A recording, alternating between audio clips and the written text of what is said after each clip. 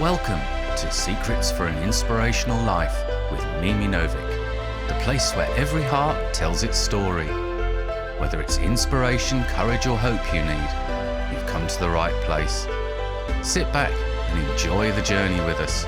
Subscribe below to be sure you don't miss future episodes.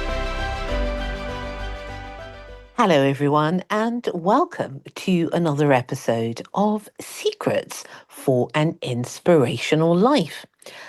How are you all today? I hope that wherever you are in the world, there are, as always, some beautiful moments to enlighten your life and some beautiful friends.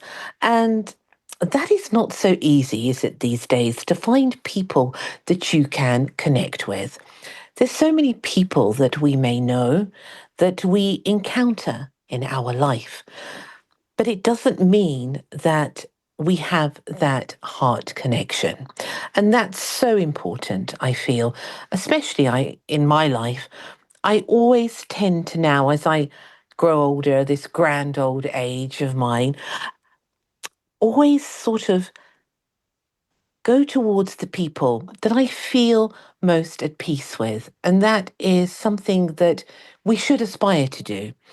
It is important to be around people that can understand our words, but more importantly, understand our silence. And that's not so easy. But follow your hearts. Be with the people that really celebrate your presence, celebrate your life, and are always there to say yes to a new adventure. Now, I am absolutely delighted today to welcome my guest, who is Jonathan Kattenberg. Jonathan is a mountain leader, mindset specialist, and founder of Walking with My Bear Adventures. He blends outdoor challenges with deep personal growth, guiding people through powerful experiences that build resilience from the inside out. He has featured in the Professional Mountaineer Magazine, and he has walked over 1,000 miles unsupported, climbed 34 national peaks, ran across parts of the Sahara, as well as climbing Mount Kilimanjaro several times. He is now training to break a world record at the South Pole. His adventures are not just physical, they are emotional, mental, and deeply transformational. Through Walking with My Bear, he helps others reconnect with themselves through nature, overcome limiting beliefs, and discover the strength they never knew they had. Today, he shares his journey. Welcome, dear Jonathan. Mimi, hi, thank you for having me. It's a pleasure, and thank you, Jonathan, for coming here today. How are you? I'm very well, very well. I take the view, if you wake up, it's a great day. Absolutely. God has given you another day. I always look at it like that. And if we can look at it with that sense of adventure and that sense of hope, that in itself, I think, is a reason to keep going. Ain't that so? Now, my goodness me, where do we begin? What an extraordinary life. What an extraordinary job. Although I seem to have a feeling it's not a job, but more of a vocation, a calling. And not only that, a calling to help other people reach so much more in their lives on so many different levels. And it's very impressive. So, before you tell us all about the things that you're doing today, let's go back to the beginning and tell us, where on earth did all this begin? Well, it's a real good question. I think, the earliest memories are when I was a little boy. I grew up in a semi-rural area where as kids, we would spend most of our time in the woods. And it was back in the day when you were encouraged to get out of the house. There wasn't any technology. There was nothing. You just got your bike and you went and played in the woods. And then you'd make a fire in the woods, get a tin of beans, and you would cook your beans for lunch on the fire, and you would have adventures. And I think it pretty much stems from that, Mimi, to be honest. Mhm. And then as you grow older in that sense, you go to the Cubs and the Scouts, and you learn more about adventures, and then you just, I think personally, it's one of those you either enjoy it or you don't. And for me, and no different. So sports was always a good thing for me. I loved my sports. When I was a kid, I used to imagine I always used to love watching the country and western films back in the day. And I always used to imagine I was an Indian running across the plains and so on. And I used to use that metaphor in my mind when I was running in school competitions as well. And for whatever reason, I think that was contributory to some of the races I won on the cross country, because I used to imagine I was running and running and nothing could stop me, and I loved it. So adventure's always been with me, but I think it was more so when in the later years, when I was privileged to be a dad to two amazing boys, and when I say it's a privilege to be a dad, I mean it with much love, in the sense, to be a parent, I think it's a gift, but I think we have a responsibility as well to lead by example. And I had an epiphany moment one day when I looked at my eldest, and he was quite tiny. And as I looked at him, I thought, I'm not really being true to me, who I'm really about. And it was at that point I realised that I had to bring in adventure back into my life, because I'd lost sight of who I was from a personal point of view.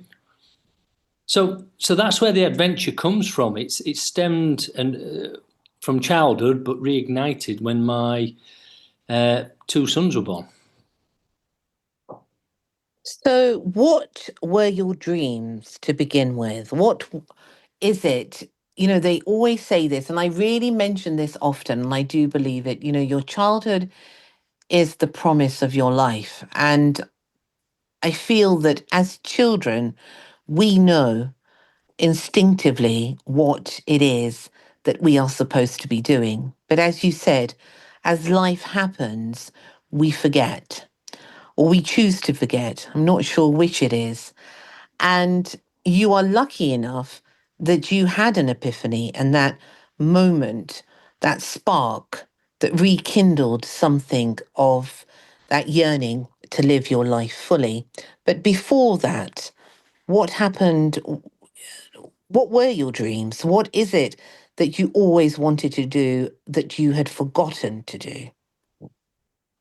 Yeah, it's as a kid, adventure was all I ever wanted to do. Well, adventure and music and sports, because they were the three things I could relate to.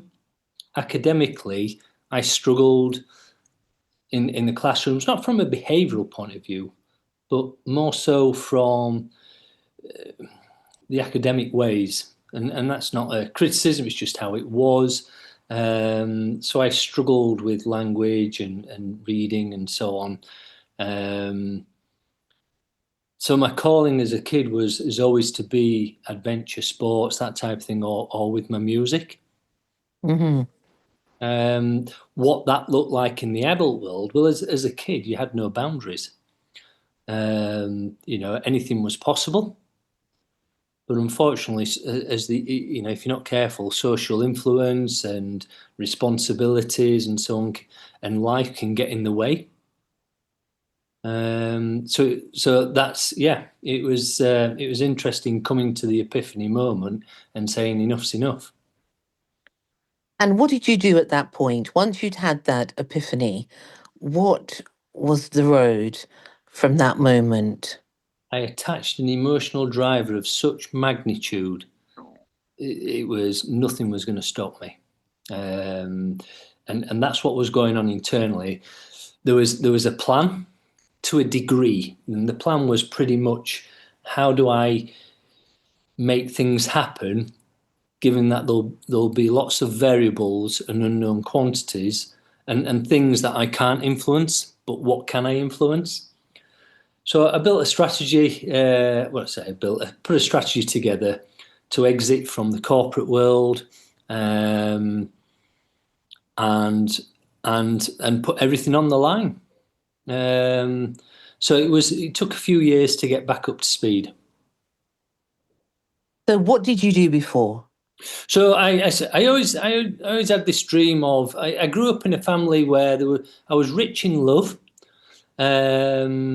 but financially it was very much of a struggle, and I remember the days of going to infant school, and I did have holes in the bottom of my shoes and a bit of plastic and cardboard in it, for when it was raining, to try and keep my feet warm. I do remember those days, So you grow up with that world, and even taking my classical guitar to school in a black bin liner, because we couldn't afford at the time when I first got it to have a guitar case. And obviously it attracts the wrong attention. But inside it was a case of, well, when I'm older, I don't want to be poor in that materialistic way. So part of me wanted to succeed in the financial world. So I became a financial advisor against all odds. And that was really interesting, because the social environment around me, everybody said, don't do it, everybody fails. And the moment someone said that to me, it was, okay, well, I need to prove it wrong then, don't I? So I spent a number of years in financial advising, helping people with their finances, but I was more interested in their journey and what their mind was around that, because products didn't interest me. It was all about, what's that person really want to achieve in life? And then I got into a point where I was coming across clients when they were going on holiday. They would be poorly for the first 3 to 5 days. And no sooner had they got well, whilst on holiday, it was time to come back. And I never really suffered with that world of being poorly when I went away on holiday. So it got me investigating and researching how the mind influences the body many years ago, which causes this holiday illness. And that's where I then stepped into the world of clinical hypnotherapy and did a postgrad in clinical hypnotherapy, because I was having conversations with medical people who were saying, John, you've got no background on knowledge in this area. How is it you make claim that you know what's causing some of these illnesses when you have no qualifications? So against the odds, I did a postgrad, and that gave me the basis really to take it a bit deeper with my passion for epigenetics and quantum biology. And I'm not saying I'm a scientist, Mimi, by any stretch of the imagination. I'm certainly not a neurologist. But, the world of what the mind can actually achieve on a cellular behaviour, science is still coming to terms with. Yes, yeah. So, and there's a lot of great stuff with science, don't get me wrong. But there's a lot of stuff that they're still trying to find out. So the financial world sort of took a step back, and I spent more time in the mindset world, helping clients pretty much bring a reduced impact to their wellness, shall we say, from holiday illnesses. And I started working with clients with deep-rooted conditions from a mindset point of view, and I loved it. But I guess the exit from the financial world was, I once had one day I went into the office and a compliance officer pulled me to one side and said, John, we need to have a word with you. And I said, what's wrong? And bearing in mind, I'd been in a book with, at this point, with a neurologist and some other healthcare professionals for the work that I'd done around non-epileptic seizures. And I'd showcased how you can actually control it and pretty much diffuse it. And 20 plus years in financial advising, never really had a complaint or anything. But the compliance officer said to me, John, we're concerned you're a reputational risk because you could be deemed as hypnotizing someone to sign a piece of paper. And Wow.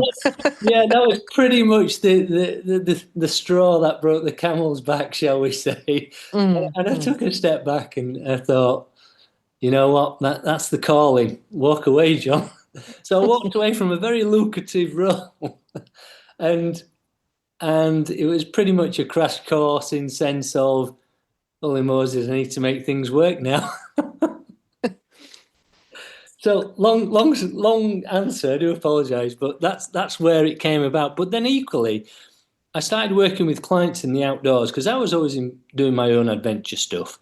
In 2015, I ran across part of the Sahara in a race called the Marathon des Sables, and it made me when I was preparing for that, it made me realise that the outdoors was it's so powerful for people if applied in the right way, and more so on multi-day adventures as well.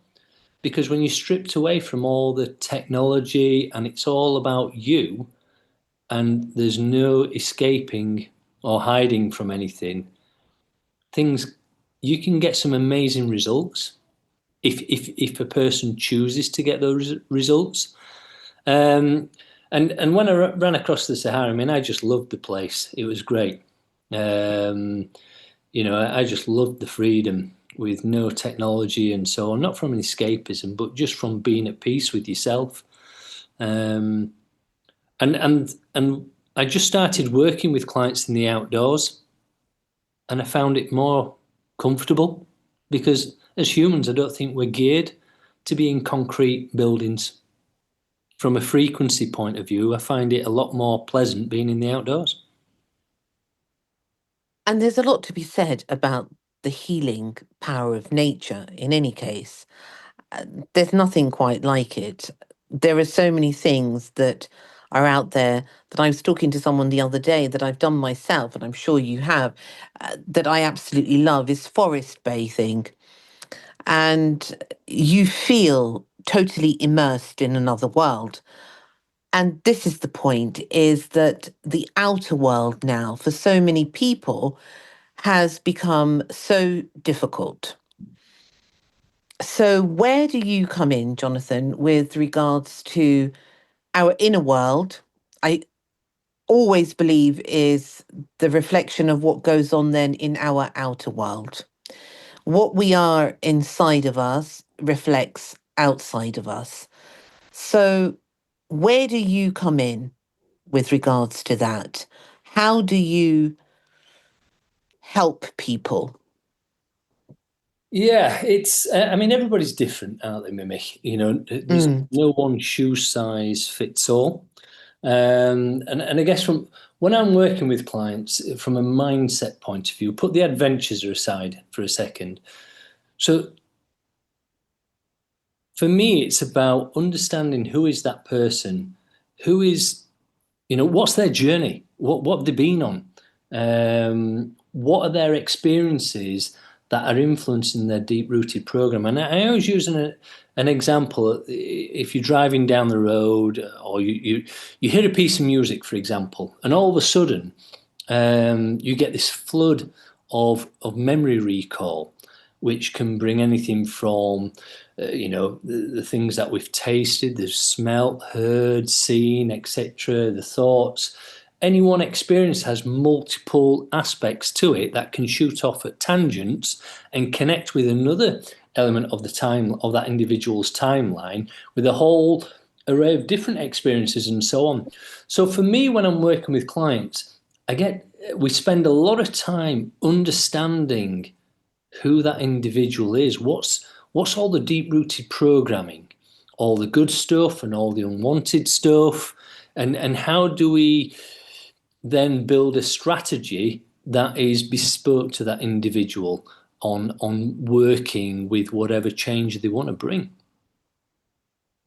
So what is Walking with My Bear? Because you are the founder of that. What is that? Yeah, so it stems from there's a few elements to it. So ever since I talked about at the very beginning, it's a privilege to be a dad, a parent, and I always wanted to inspire my lads that life can be an adventure, whatever that adventure may be, and everybody's got their own perception of what adventure is. And there's no right or wrong on that, as long as it doesn't do harm to this world and others. So I always used to take their little teddy bears, a little lion and a little panda bear, and used to take them on the adventures with me when they were literally really tiny toddlers. And I would send them pictures. And the aim for that was just two elements. One, to let them know that they're always with me. And in the adult world, we know it's what's in our heart and what we say and bring awareness to the loved ones around us. But equally, from a little child's point of view, to see the teddy bears on adventures, it brings insight to what's out there in the world.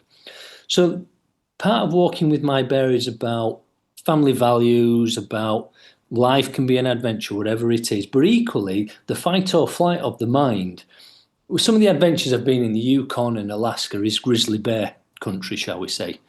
And thankfully, I've only been there in the wintertime when they've been hibernating. But from a mindset point of view, I've always said the fight or flight is literally like a grizzly bear.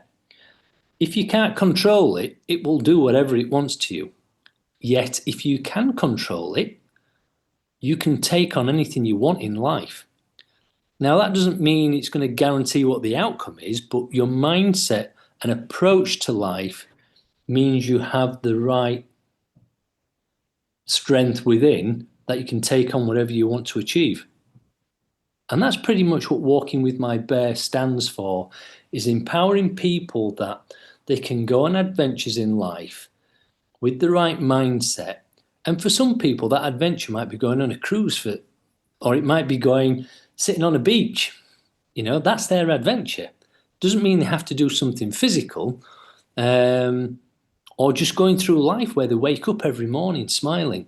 But equally, for some, it might be a case of, I want to go trek to the summit of Kilimanjaro, or I want to go explore a country, or go to Machu Picchu, or whatever it is, or go take on their own world record, whatever that may be. And for me, with Walking with My Bear, if we can empower people to go through life and achieve an amazing experience, then that's a win. Now, if somebody comes to you, so do you work, first let me ask you this, is it just for individuals or do you do group work as well, from what I understand? Both. So you do both. So you could have a group of people that know each other or don't know each other. What's the situation there? Yeah, absolutely. You can have both. You can have a group where it's a bit of a team building experience. Yeah. But equally, they might be doing it for a great cause as well. They might be fundraising for a cause at the same time. Or it might just be a group of friends who just want to go out and do something together and have some fun. Or it could be just someone who wants a private one-on-one basis where they want to go work with the mind and maybe do an adventure, or equally do one or the other. So I cover all those elements. So say, for example, someone with, I don't know, let's say post-traumatic stress, anxiety, any type of mental health condition, wanted to overcome whatever it was that was keeping them prisoner. Where you would come in is that you would take them on guided walks. Yeah. I mean, we do some work initially before we Mhm. even got into the outdoors, Yeah. so that I can understand what it is we're working with, but equally to get them feeling safe in their mind as well. I mean, keeping them safe on the mountain we can do all day. That's just the role of being a mountain leader. Um, but more importantly, we need to ensure that somebody feels safe within their deep-rooted mind, shall we say? Mhm. Because if they don't feel safe internally, everything else is superficial. And the mind will protect them in every shape and form to avoid going and dealing with it. So we get them safe, and then I love working with metaphors because I love it because you can work with so much stuff in an indirect way where it gets, what I say, it gets through the back door of the mind, where it's not necessarily triggering any fight or flight. So the defense system is relaxed, and you know, in the hypnosis world, there's a technique called a garden script, where you take people on a metaphorical journey where they're nurturing their garden in wherever that location may be in the mind. And they deal with the weeds, and the weeds can be, for example, the unwanted stuff, the stuff they need to process and deal with. And equally, there could be some things in Pandora's box which you don't want to bring to the surface, but they want to bring calmness to it. So when you're working on a metaphors and you're dealing with the garden element, for example, and they're dealing with the weeds, and then the weeds are being dealt with, and then they're planting new seeds, which they then nurture them, and it blossoms into beautiful flowers or whatever it may be, trees and so on. All of a sudden, a person's mind has strength that it can deal with things from the past, and it knows that the future looks good. But I mean, that's just one of many techniques, but the metaphors in the outdoors are great, because then when you're on a journey and you're going up and down hills and you're seeing the sunsets, the sunrises, and there's a bit of weather thrown in, there might be some wind or there might be some rain, and so on. All these elements of this world that we live in, they add the they add the benefit of effective tools to bring change within the mind if you know how to apply them. So Mhm. so everybody's so when you're dealing with deep rooted PTSD, anxiety, depression, and so on, we've got to we've got to understand what the root causes are in order to bring positive change. Now, is it in a way, so that I can be clear, intertwined? Is your therapy that you offer intertwined with the nature walks, whether they be through the hills, the mountains, rivers, meadows? Is it that makes it stand out what you do? It certainly adds value, Mimi. Yes. Mm-hmm. I mean, we can do therapy indoors. That's fine, and I say therapy in the nicest professional way, Mm-hmm. because not everybody likes the word therapy, but to me, it's just a word. We can bring change indoors, but when you bring them outside, you're also working with muscle memory as well, Mm-hmm. because we store memories in our muscles as well. Yes. So when you're exercising and you're bringing those happy signals, it becomes so effective in the outdoors. And what's not to like about gentle exercise with beautiful views and scenery? I think this is the very important point here, Jonathan, is that nature is something that is part of who we are. We belong to nature. And where there is an epidemic of thoughts that people have various mental health issues in this century for sure.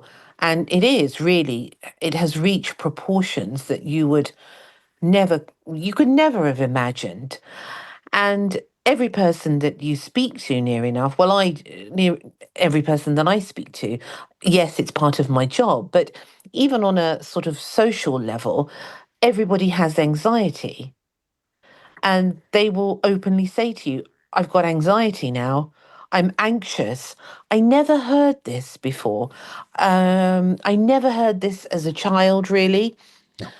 And what do you think that has brought this huge energy of anxiety, fear? Is it that we have been estranged from the natural rhythm of life? Uh, yeah, I think we've lost sight. I think there's a couple of elements, and I'm very conscientious on part of this response, in that I am very sincere and loving and professional to anybody that is struggling and with anxiety, depression, and fear and so on. I'm very respectful for all those people out there, but I think we've lost sight of life in its truest sense, and what our values are, and what our sense of purpose is. And we've lost sight of, because of that, who we really are as a person. So if we're trying to fit into a world which doesn't serve us, that's going to make a person unhappy as well.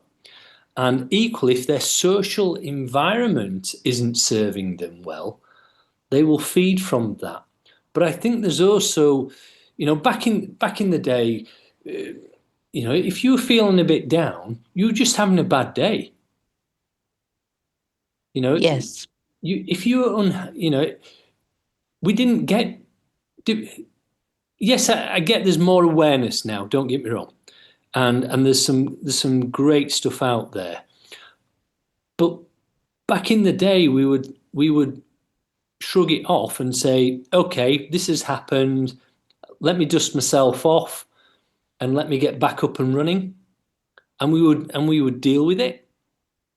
And that doesn't necessarily mean we were boxing it off, leaving it to reoccur at a later stage. It just means that we were a bit tougher mentally. And I don't think mental toughness is taught enough these days. And as Mm. I say, I mean that very respectful and sincere to anyone that may be having a tough time mentally at the moment, you know. But I do think there is a lack of mental toughness being taught. And I think that's contributory to it as well. So there's quite a number of aspects to that, Mimi. It's an interesting one. And I agree that it's very difficult, though, to be mentally tough if you haven't been taught the Yeah. correct way. And the problem is, I think, is that no one really, hardly, there are some very rare places that and circumstances where through life circumstance you can't help but be tough because that's where life has put you. But things are very tough for people and they are afraid to say it. And when we suppress what we want to say, and as you said, there's not enough guidance, I think, where do people turn to? Then Yeah. it becomes a huge problem.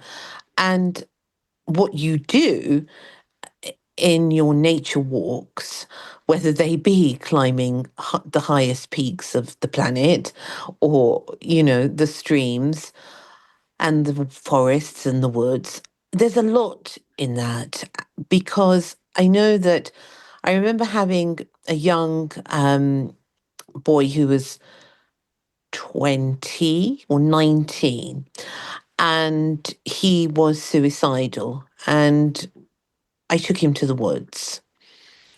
And that's where I wanted to talk to him. And that's where we had sessions because he could not relate to anything in the outside world. But when he was in the woods, in the forest, in fact, he could. And it was up in the Alps, and it was totally silent.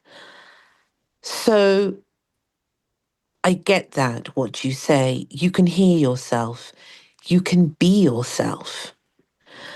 But what about people out there who don't have the capability, for whatever reason, who don't have the resources, who don't have the finances to do this? What advice would you give to them, Jonathan? So to give you an example, when I do my own adventures, people often say to me, John, why on earth do you do it? I say, well, how can I, for example, you mentioned at the beginning I did 34 peaks. So it was the 34 peaks I did, it's 34 national three peaks in the summer of 2023, a couple of years ago, where I was guiding clients on all three UK highest peaks. And clients would say to me, John, you're doing 2 a week of these with us. How on earth do you keep strong in the mind with it, as well as the physical side of it? And because of the sleep deprivation and so on. And I said, well, you've got to train your mind to be grateful for just being alive, because then everything else becomes secondary. And I said, the views every day are different. They said, do you get bored with the route?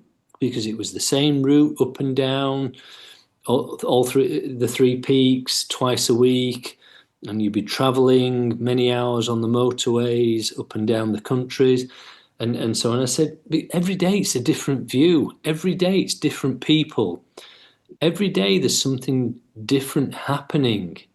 Every day I'm looking at how my body's evolving with this, and the experiences that brings the joy and the laughter and so on. I said, it's gratitude. Being grateful for being alive is the first thing I would encourage work with, because if you're grateful for being alive, everything else is a bonus. But it's teaching that to clients. So, for me, it'd be a case of, for those listeners out there, is look on the things you can be grateful for, because there's bound to be at least one thing you can be grateful for. And that first thing is being able to breathe in the morning. And, as brutal as it sounds, if you're not waking up, then you're not going to suffer. And again, your loved ones will suffer because they'll miss you. Forgive me how I say that. But, if you can wake up and smile because you can take your first breath, then that's a great start for me. And that's what I always encourage people to do. So it's working on what you can be grateful for, if that makes sense, Mary. It does, it does. And it's so difficult sometimes. And I say this to people very much so. And I've been through so many difficult times in my own life, as we all have. But I think what's also important, gratitude is something that's such a miraculous turnaround. If there are so many things that we can be grateful for, there's so many things that we can be unhappy. You could make lists and lists, but to actually be grateful for, as you said, being alive, and also to be genteel with ourselves. We can be so tough on ourselves, and it is so important, I think, to respect ourselves. Absolutely. And if we don't respect ourselves, you know, um, well, what is there then? Yeah, I totally agree. I mean, another example, you've said something very pertinent there, in the sense, you've got to be kind to yourself. So in 2023, when I did the 1,053 miles unsupported, and just being honest with the listeners, it wasn't all on my feet. I had to use a mountain bike because I took the skin off my feet. But in the early stages, I got so angry with myself when I realised I couldn't complete it all on foot. because the damage I'd caused to my feet 3 weeks before pulling a tyre for 120 miles unsupported, I'd done that much damage. It impacted on the fundraising challenge I was doing on my own. And because I got so angry and I was on my own, I cried for 3 days on and off behind my sunglasses as I was still doing the 1,000 miles. And I had to stop at one point and just take a step back and just give myself a bit of self-love and just question, why am I crying? Why am I angry at myself when I'm actually still able to do the 1,000 miles, albeit not in the way that I want? But there is always the danger that we can be too hard on ourselves, isn't it? Yes, and this is also a big problem because what then escalates from that is the game that no one ever wins, which is self sabotage and comparison, to other people out there. And one thing that I read a few days ago, which you probably be familiar with, is that we forget how much we've actually been through, firstly as people, as individuals, then collectively as the world. How we make it each day, I really don't know, with all that goes on in the world, without going into details. How we actually stay okay.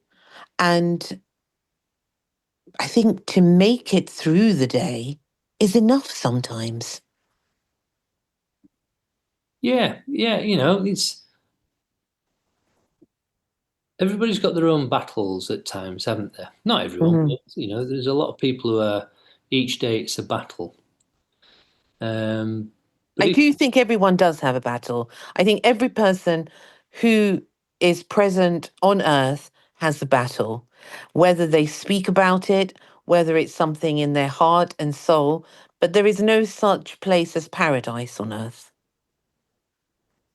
Yeah, and it's what a definition of paradise is, isn't it? Without and you also spoke about how comparison comes into it so much.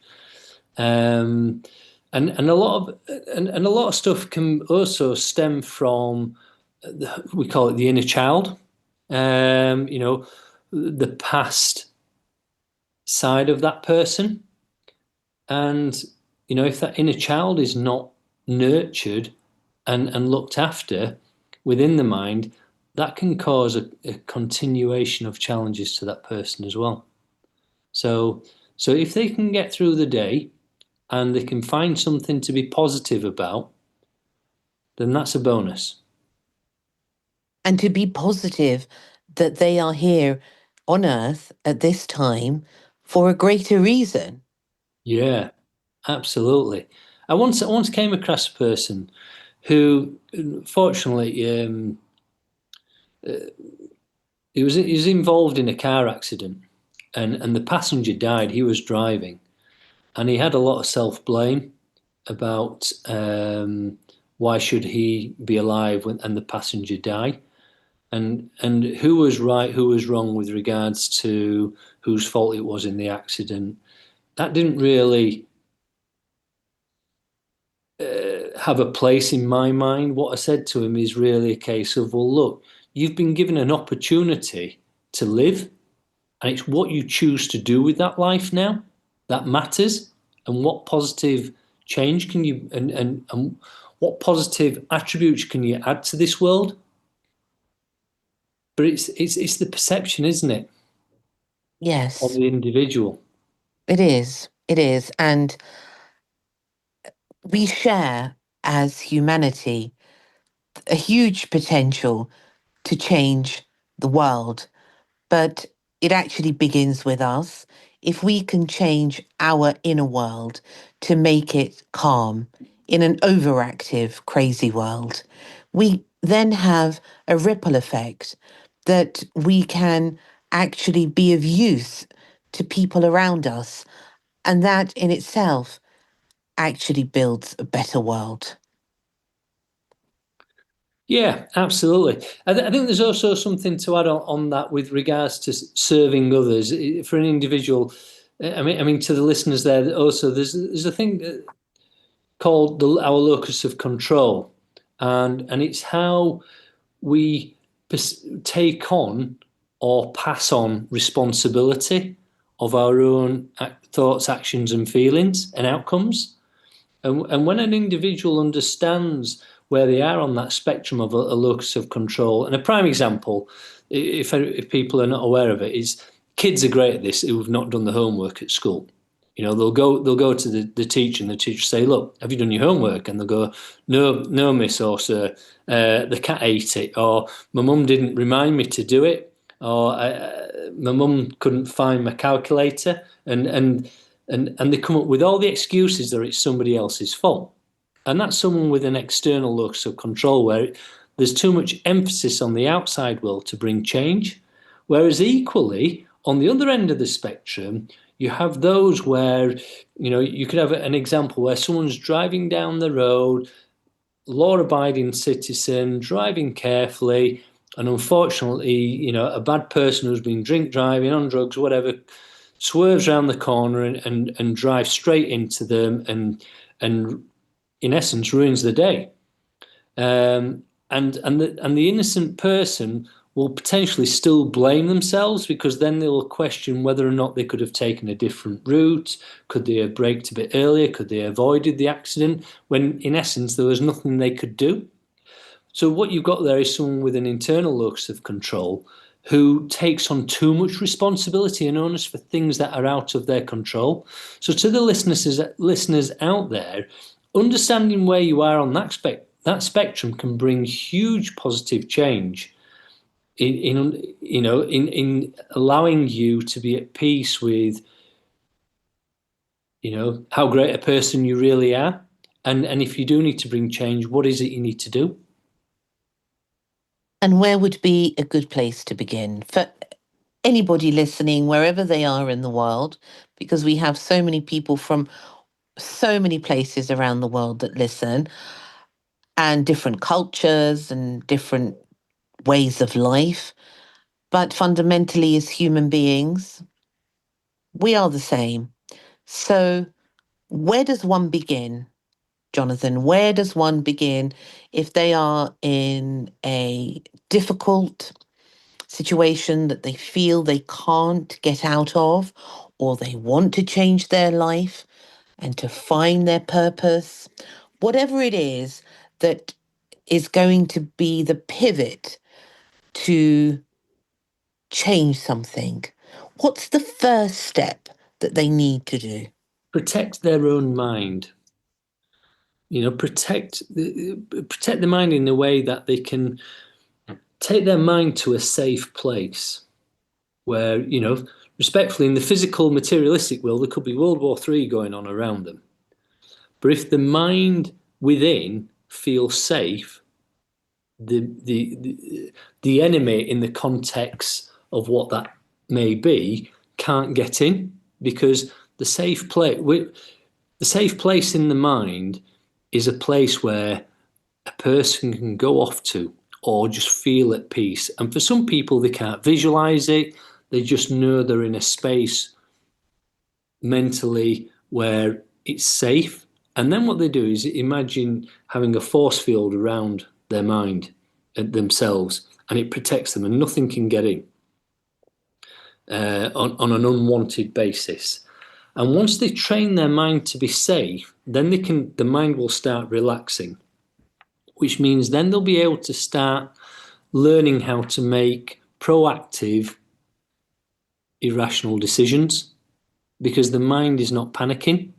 And that, for me, is probably the first stage I would encourage people to practice, you know, and once they learn how to do that, then they can then learn how to build a strategy to bring change. And a prime example is everybody in their life has been to a lovely place where they felt at ease and at peace. I would say 99.9% of the people will have had a nice time at some point in their life. And it's retraining the brain what that place is.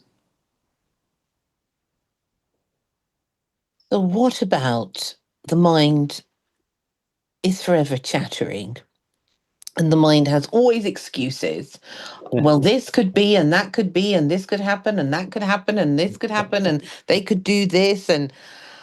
But what about our inner world that place the essence of who we are?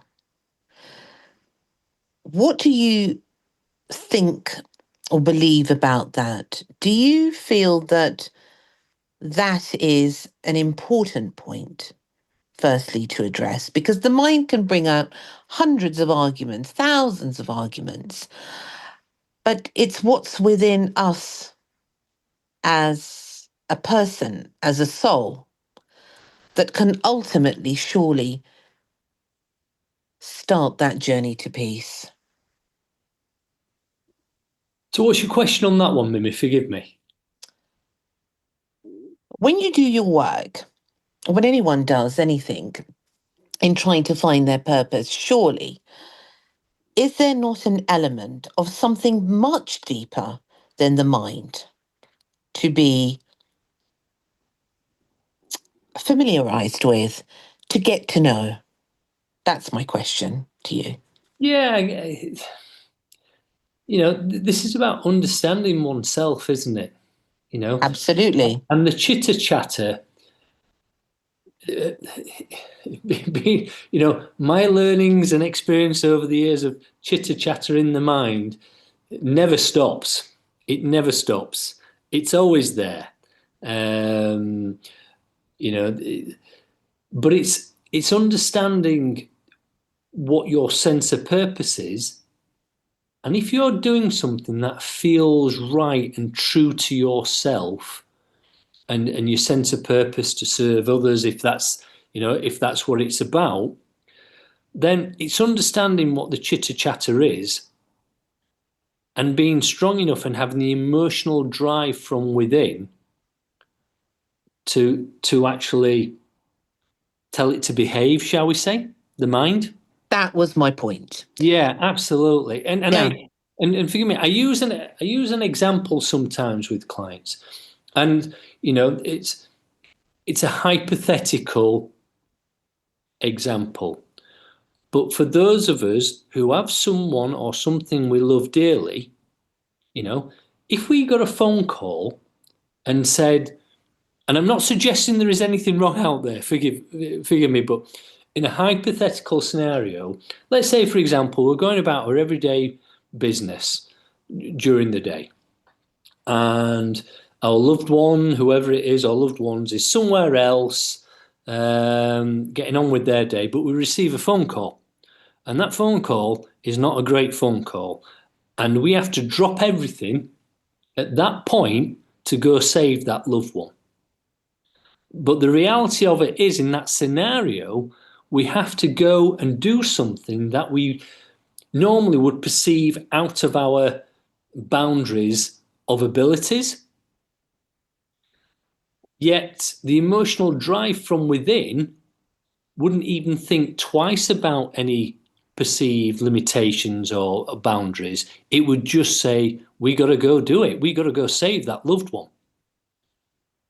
And all of a sudden you've got a sense of an emotional drive to achieve something, to bring a positive desired outcome, to save someone. And we have for most people, we have a switch within us that when we need to save somebody and do something out of the extraordinary, all of a sudden there is a reserve tank of energy that means we can do whatever we need to do.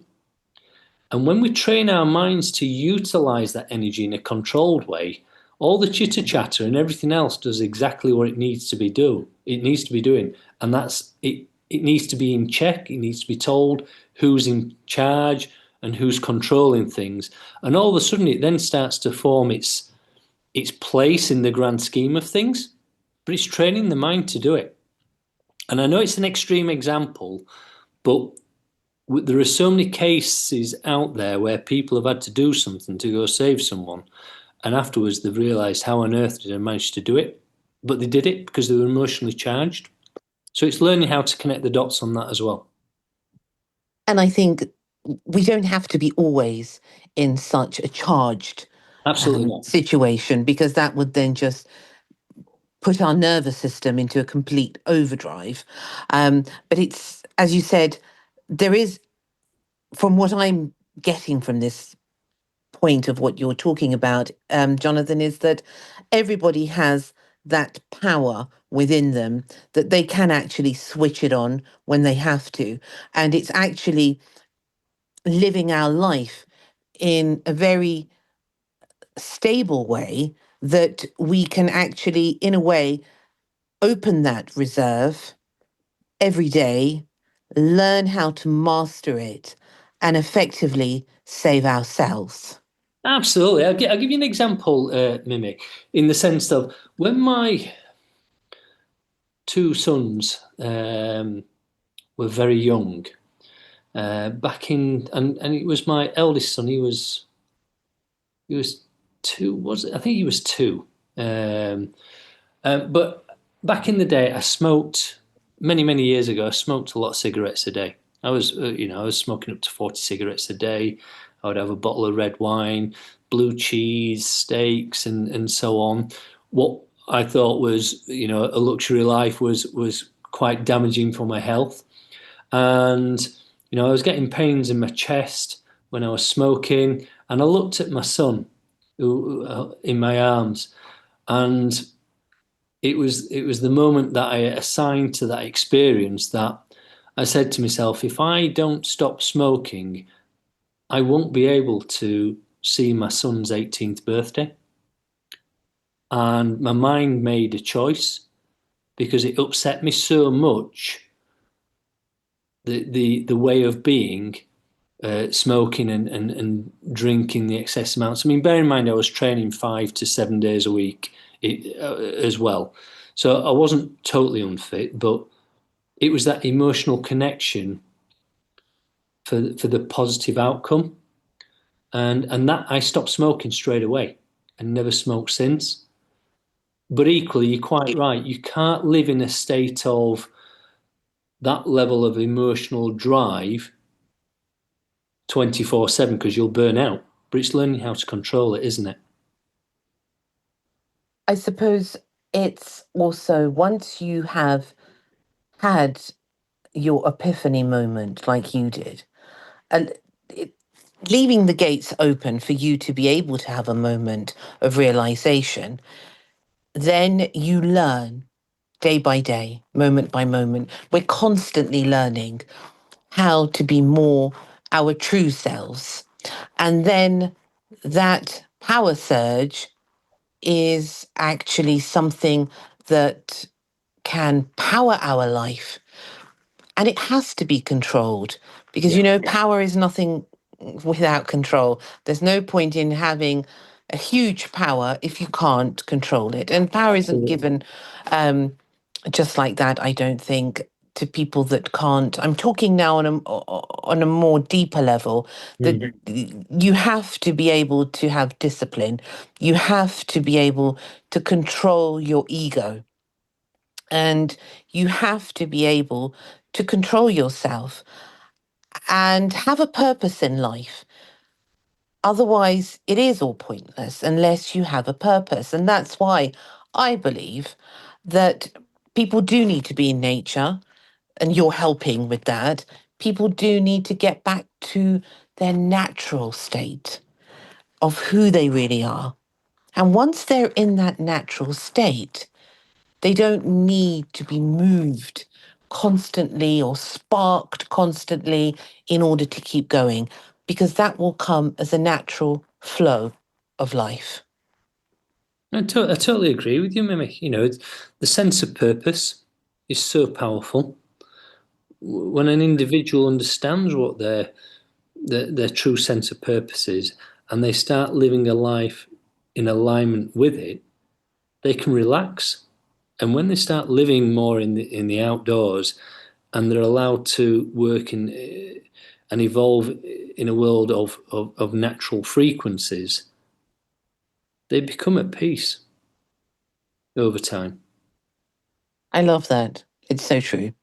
It's so true. The natural frequency, and each one of us has our own frequency.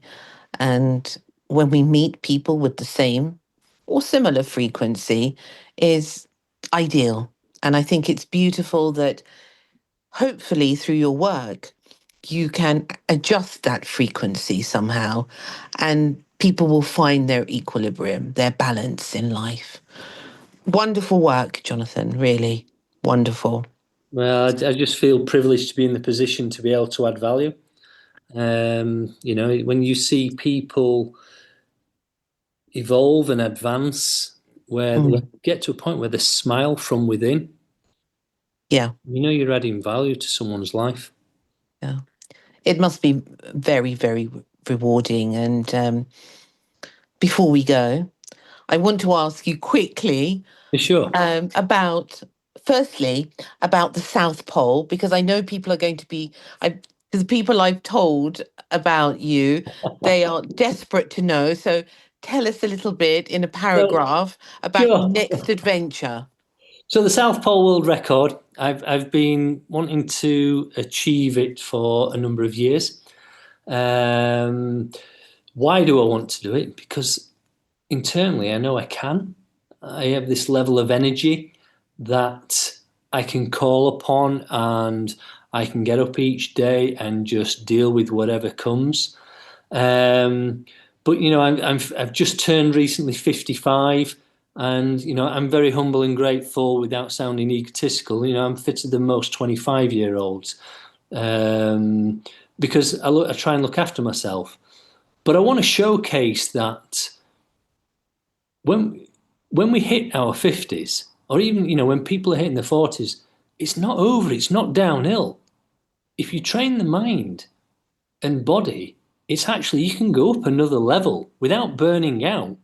But the mind then has a positive influence on the body in the way that it's saying to it, look, we've got another chapter to go through here, in the sense of life's a big adventure. For a lot of people, they get to the 50s and they retire. And you see for some that they go downhill after that point. And they've worked very hard, they've looked after themselves, but they lose the sense of purpose, which I know we spoke about earlier. So for me, it's about showcasing and hopefully bringing empowerment to others that actually they can go on and do their own world record. And the South Pole World Record got broke this year. It now stands at 22 days, 6 hours, and 8 minutes, I think, off the top of my head. And I know I can smash it if I get the right weather window. So the aim is by the end of next year, I will be in the South Pole, breaking the record, all things being equal. And you're training for that every day. When I get a chance to, yeah. So my Okay. training days are 10 to 15 hours a day pulling a tyre, 40 to 50 miles a day. Um, and that, How many days a week do you do that? well, at the moment, when I'm guiding on the hills and so on, I don't really get time to train at pulling the tyre. Um, but I'm still active on the hills and mountains, shall we say? So and when I'm not on the hills, I'm in the gym training. So I am training 5 to 6 days a week, but albeit in different ways. But later on this year, because in a few weeks I'm in Nepal with clients for 3 weeks. Then I come back, and then I'm through various parts of the world, and then back in Kilimanjaro, and so on. So, and then when I get back in November, that's when what I call the real training begins, where I'll be in the Peak District pulling the tyre for 10 to 15 hours a day. And I won't be just doing 1 day a week, it'll be 3, 4 days a week. Oh my goodness. So but it's, I How love do it. you feel? Are you excited by it? Are you apprehensive? Are you scared? What are your feelings? I said at the beginning of our conversation, Mimi, I'm more scared of not trying in life. And don't get me wrong, Mm, mm. the South Pole is a very unforgiving place. it holds no emotional attachment to what it takes. But I believe if it's your time, it's your time. If it's not your time, go for it. It's a So, very good way to look at life, actually. but yeah, Mm. I've been on some adventures unsupported where things have been interesting to say the least, and I thought, how on earth do I get through this? Um, but the South Pole is just one of a number of world records I'm looking to break, and it's not a bucket list tick box exercise. It's just life and living. And if I can show people that actually, when you're in your 50s, you can outperform in a way that was historically perceived not normal, actually it is the norm, then hopefully we can inspire some other people just to live a healthier way, and enjoy life. I So, think it's wonderful. I think it's brilliant. And well done, really. well, I haven't done it yet. Well done for everything that you have done and what you are going to attempt to do. I think you have to take the compliment, you have to take the praise because Well, I'll take it's it. fantastic. And I wish you all the luck in the world. And for people out there who want to know all about you or to become potential clients, where should they go? So the website's walkingwithmybear.com. There is a new website going to be launched within the next 5 weeks, which will be a bit more appealing and so on. But if they want to reach out to me, they can still go onto the existing website. It's got my contact details on there, and Mhm. please get in touch. And if someone's out there, Mimi, I just want to add something. If they're out there and they're having a rough time and they're scared of taking on challenges to bring positive change. And I don't say this egotistically, but hopefully it'll just add something to them. Once I've done the South Pole World Record, my next one's to do the world's toughest rowing challenge across the Atlantic. It used to be called the Talisker Whiskey Challenge. And it's Mhm. basically 3,000 miles across the Atlantic you're rowing. Now, that's my worst nightmare, is the ocean, is because it's so much energy in and it's so powerful that it scares the heebie-jeebies out of me. But I still want to take it on, not from an adrenaline point of view, but actually because it scares me.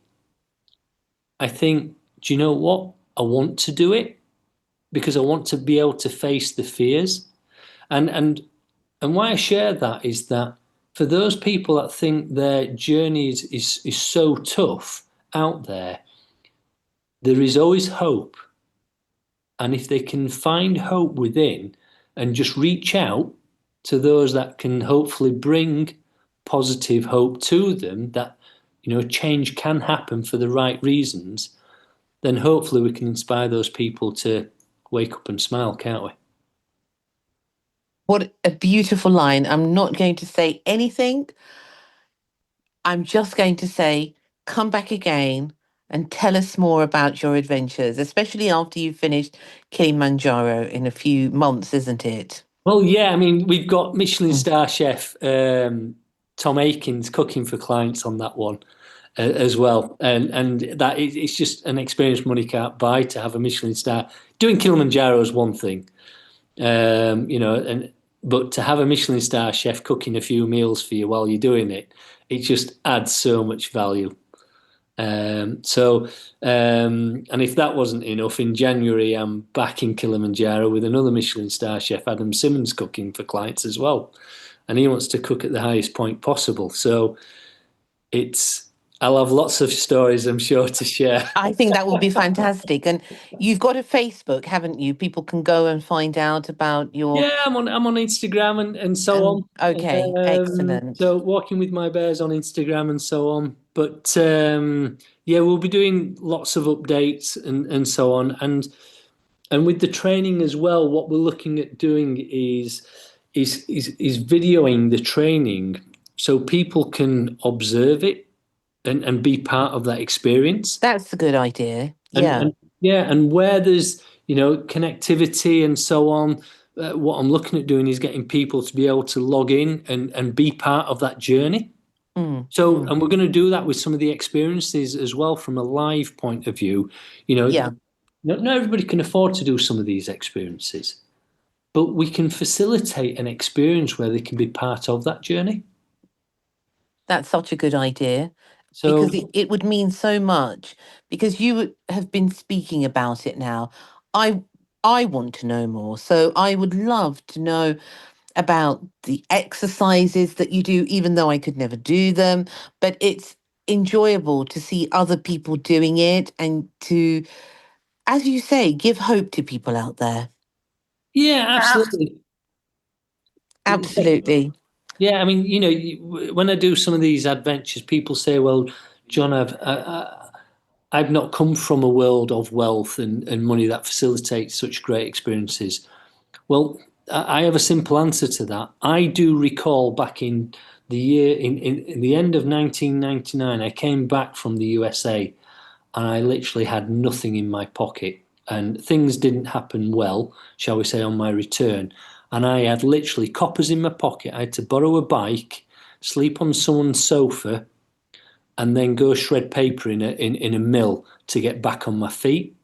So I know what it's like to start from scratch, but it's having the hope that you can achieve if you believe. And yeah, it comes back to empowering others, doesn't it? It does. I'm smiling and I'm giving you two thumbs up. Oh, bless you. Because it's brilliant. It really is. And Well, it's really inspiring. And thank you again for coming on. And I wish you all the most fantastic luck.